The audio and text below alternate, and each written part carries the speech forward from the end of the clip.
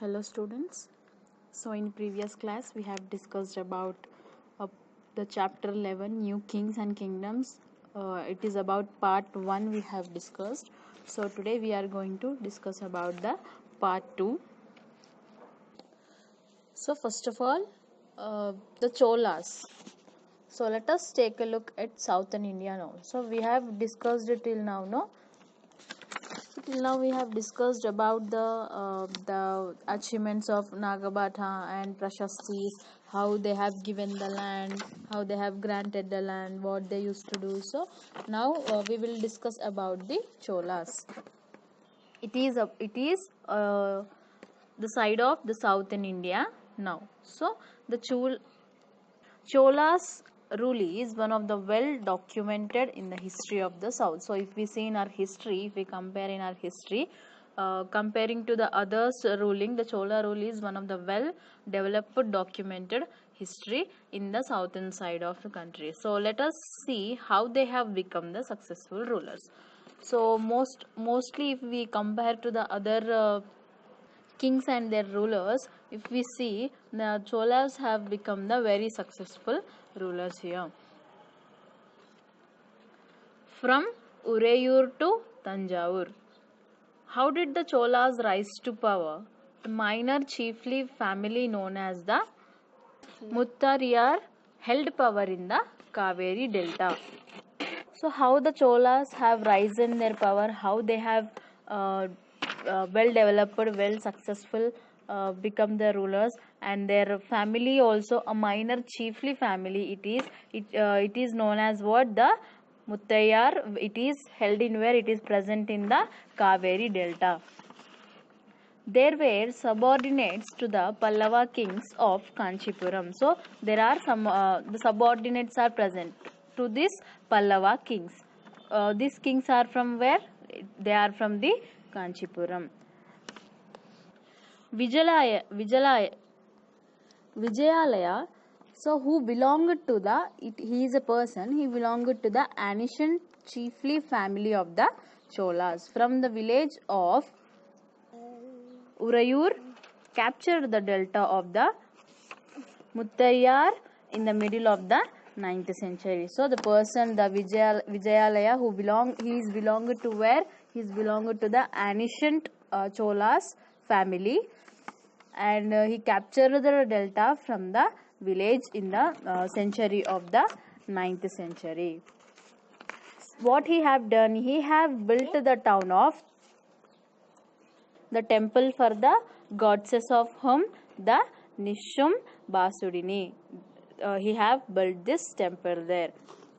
The successors of the Vijayalaya, he have conquered the neighboring regions which are there, and the kingdom grew in size and power. So the success of the Vijayalaya, what the neighbor regions which are there, it means the areas which are present nearby their kingdom. So what he have done, the kingdom have grown up in where, in size also, at the same time in the power also. The Pandyan and the Pallava territories to the south and north were made parts of this kingdom. So the neighboring countries which are there, the neighboring regions of the kingdom, they have grown up in the size and power. At the same time, the Pandyan and the Pallava territories which are there, they have divided it. They have divided into parts from the north and south, were made different parts of this kingdom. In this kingdom, the Raja won. He is a king, so he have considered the most powerful Chola ruler. So he is the most powerful Chola ruler. Who is that? The Raja won. He have become the king in when? 985 century. And what he have done, he have expanded his control over most of all of these areas. So what he have done, when after becoming the king, he have whatever the areas are there, he have expanded his control completely all over the areas. And what he also reorganized the administration of the empire. So whatever the administration is there in that kingdom, after becoming the king, he have reorganized everything. The Raja's son, So this Rajaraja 1 is the son of Rajaraja. So Rajaraja's son, the Rajaraja 1, he have continued all the rules and regulations and all the policies which are followed by their father, and even he have conquered the Ganga Valley, Sri Lanka and countries of the Southeast Asia. He have developing a navy for these expeditions. So he whatever the policies which are there, which have been given by his father Rajaraja, so his son Rajaraja 1 have continued all the policies, even where the Ganga Valley and the Sri Lanka countries of the Southeast Asia, and he also developed the navy facilities. Coming to next is the splendid temples and bronze sculpture. The big temples of Tanjavur and Gangaikonda, Cholapuram, all these temples are built by whom? The Rajaraja and Rajendra. These both are architectural and sculpture marvel. So the temples of where? The temples of the Tanjavur and Gangaikonda Cholapuram, these built by whom? The kings of the Rajaraja and Rajendra. Chola temples often become the nucleus of settlements which grow around them, and they were also the centers of craft production. Temples were also endowed with land by rulers as well as by the others. Whatever the Chola temples are there, they have become what? They have become the nucleic settlements which are growing around them. There were also different centers they have established for what? For the craft production. The temples are also they have endowed with by what? With the land by the rulers and also the other peoples who are there. So the produce of this land went into maintaining the specialists who worked in the temple and very often lived near it. Priests and garland makers, cooks, sweepers, musicians, dancers, etc., who are there. For all these persons, what happened?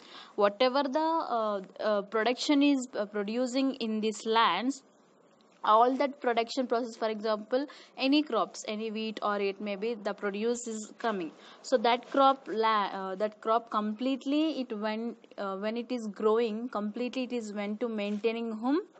Who are the special people working in the temple and who are living near the temple, like what the the garland makers who are their workers, the priestess, and cooking purpose the people workers are there, and sweepers, and musicians who are there, and dancers in temples at the time they used to do the dances, etc.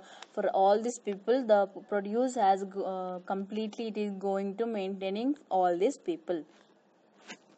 In other words, we can say that temples were not only the places of worship, but what? But also it is a place where the economic and social and cultural life will also go on, as well as complete. It is not only the people will not go for the purpose to just worship. It is a place where all the social and cultural activities, like meetings, if any meetings the kings want to keep, they will do there. It is social activity, and the cultural means dances, cultural dances they will do, it is cultural activity. Economic, whatever the produce is going, it is going to the workers, so it is economic activity. So all this process is going on in the temples.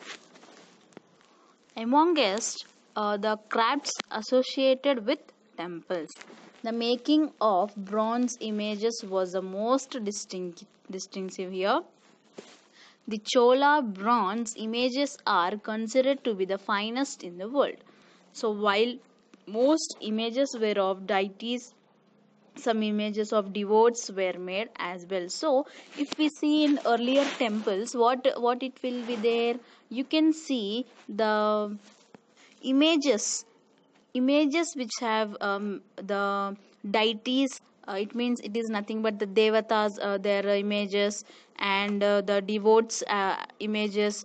So if we see at the time previous years on temples, all the images they used to do. So the craft people who are associated with these temples, they have making what they have making the images with the bronze. And the Chola bronze images are, I mean, if we compare the remaining rulers, the Cholas ruling, these images were considered, it is considered as the finest images in the world. So, what are the images they used to draw on the temples there? The deities and the some of the different images of devotees and were made as well. All these they used to construct on the temples. Next is the agriculture and irrigation. So, how the agriculture and irrigation facilities are there in the Cholas, we will see in this topic. Many of the achievements of the Cholas were made possible through new developments in agriculture. So the Cholas, we are saying that the Cholas have become very successful rulers. So because of they have got many achievements in their ruling system. So the achievements of the Cholas were they have made possible that they started implementing the new developments in the agriculture. Notice the river which you have in the image here. So the it is the river Kaveri branches. So here whatever the in image the water is looking to, here the river is looking, it is the Kaveri branches of, it is into several small streams before emptying into the Bay of Bengal. So before it is going to mix with the Bay of Bengal, it is a river of the Kaveri branches. It means it divided into different small streams before it will go into the Bay of Bengal. So these streams which are there, they will overflow frequently and depositing the fertile soil on their banks. So what is the use of this water for us? What is the use it is? So this overflowing of water from the tanks into it will use to irrigate the fields which are there in the Cholas region. So water from the streams, these it will provide the necessary moisture for the agriculture, and particularly it will help in the cultivation of rice. Although the agriculture had developed earlier in other parts also, so not only in the Cholas region, at that time the agriculture has got developed in earlier in different parts also, like what different parts of the Tamil Nadu.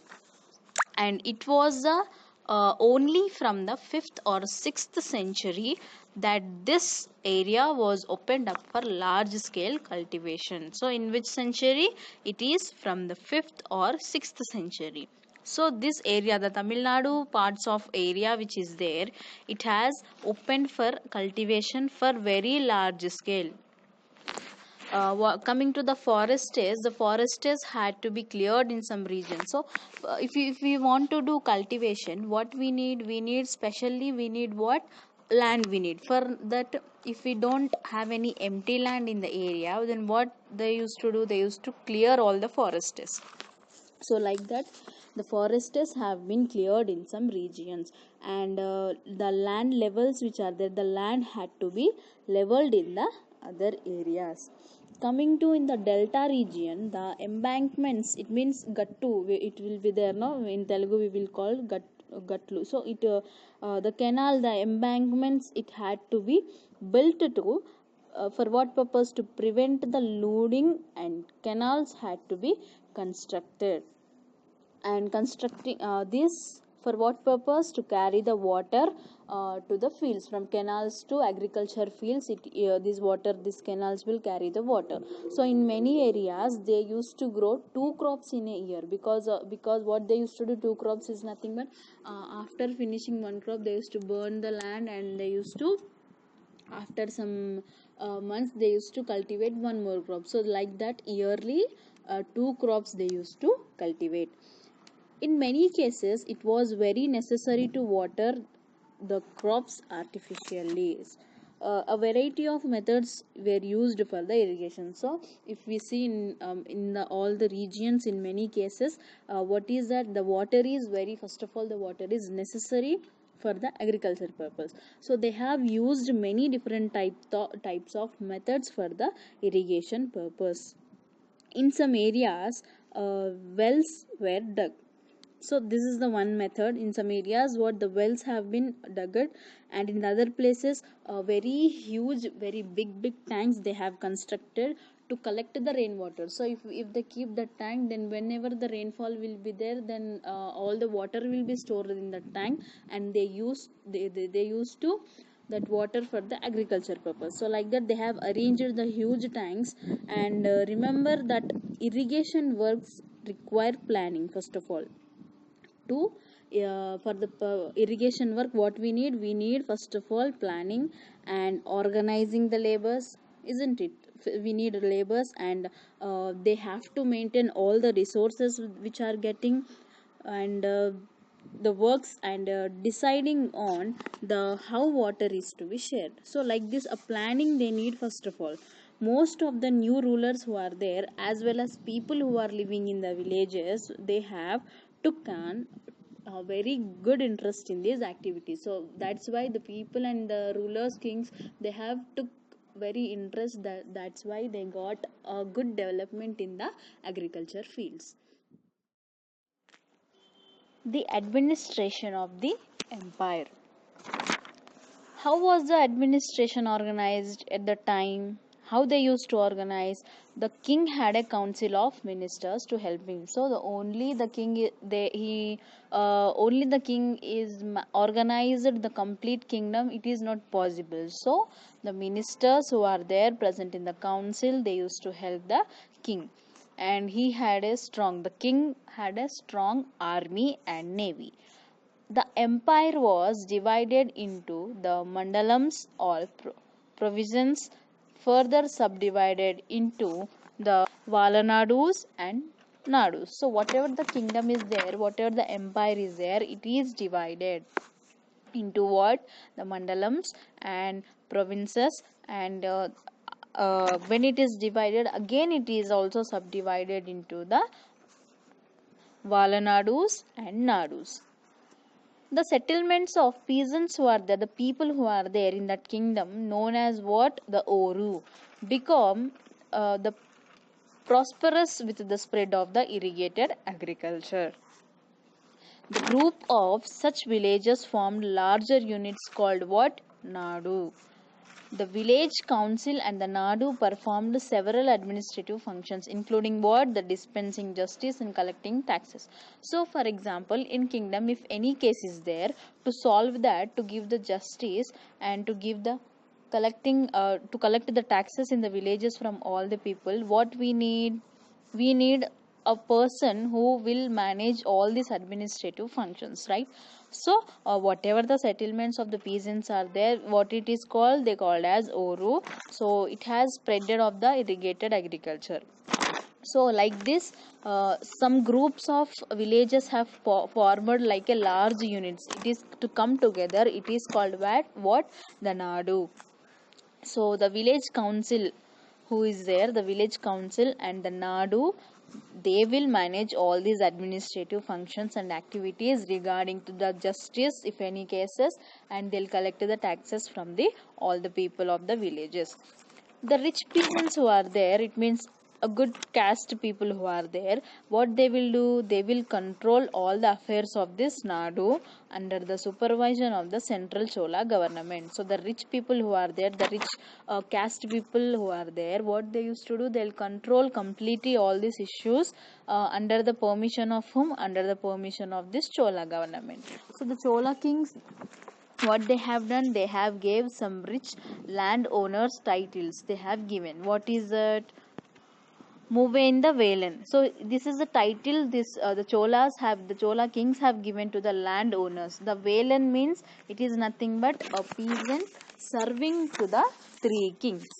And Arayar, it is the next title. It is nothing but chief. So like this, they used to give the big titles to the landowners, and as markers of respect and entrusted them with the important offices of the state of the center. We have seen that many of the Brahmins have received land grants. In previous class we have listened, no, many of the people what in reward they have received the land grants.